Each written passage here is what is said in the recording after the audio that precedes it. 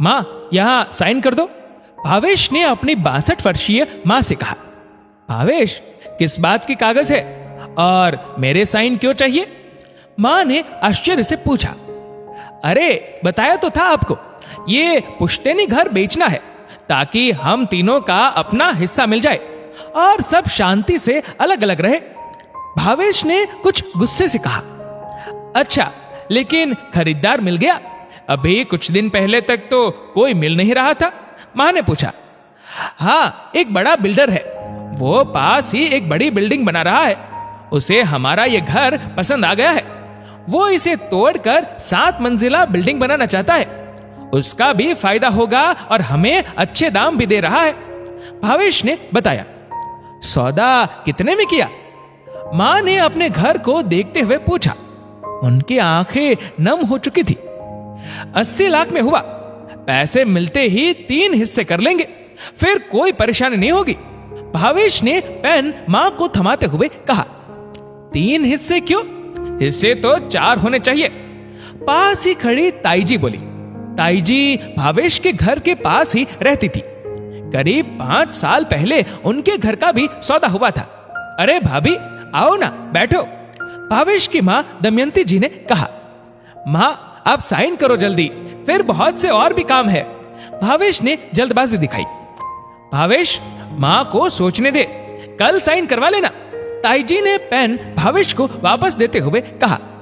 भाभी, साइन आज करो या कल, बात तो एक ही है और मुझे क्या समझ आएगी ये सब बातें। आपके देवर जाते जाते इस घर को मेरे नाम कर गए थे, इसलिए मेरे साइन चाहिए, वरना मेरा क्या काम इन सब बातों में, दमयंती जी बोली। हाँ, वो तो सब ठीक है, लेकिन एक दिन के बाद करेगी तो कुछ बिगड़ थोड़ी जाएगा। जा भावेश, तू जा, तेरी मां कल साइन कर देगी। ऐसा कहकर ताईजी ने भावेश को भेज दिया।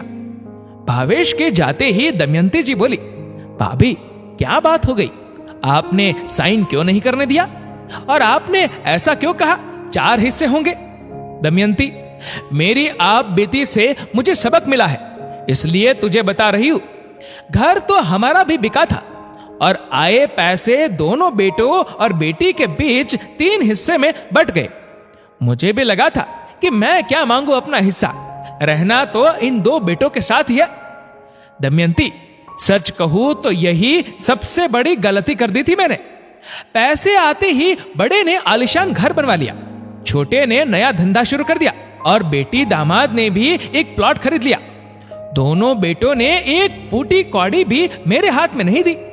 तब से मैं कभी बड़े तो कभी छोटे के घर रहती हूं। वो अच्छे से ही रखते हैं मुझे, लेकिन ऐसा कहते कहते ताई जी फफक फफक कर रोने लगी। दमयंती जी पानी का गिलास ले आई और बोली। भाभी, अरे रोइए मत आप, आपके बेटे तो बहुत अच्छे हैं, सब ठीक ही तो है। भाभी, फिर आप क्यों रो रही हो?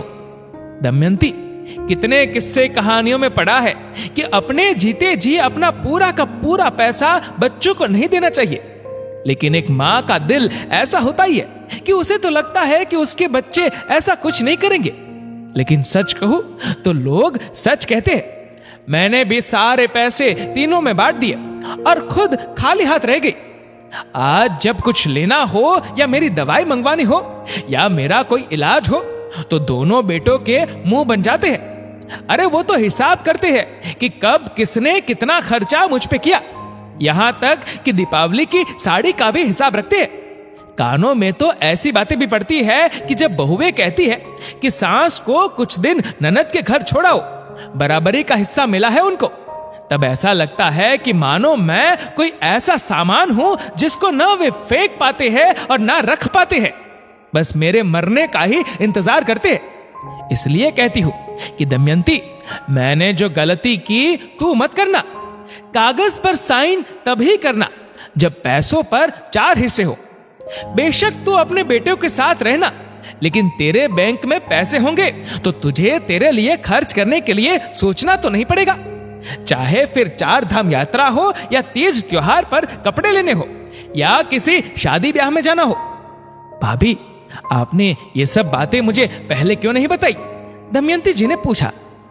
घर की बात करती तो जग हंसाई होती, तुझे इसलिए नहीं बताया क्योंकि तू भी तो यही सोचती ना कि जेठानी बाहर तो रोब झाड़ती है और घर पर ऐसी हालत है, बस इसलिए।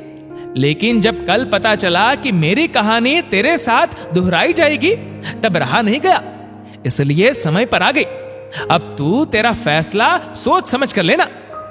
रात भर दमयंती जी सोचती रही और सुबह जब तीनों बेटे उनके सामने खड़े थे तो वे बोली, मुझे तुम तीनों पर विश्वास है कि तुम तीनों मेरा सम्मान करते हो, इसलिए घर बेचने पर जो पैसे मिलेंगे उसके 4 हिस्से करोगे।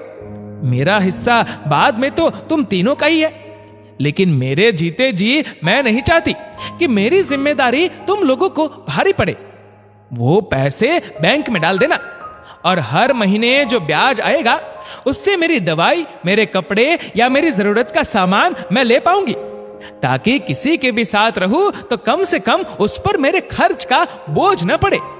मां, आप ऐसा क्यों कहती है? आप कभी बोझ नहीं बन सकती।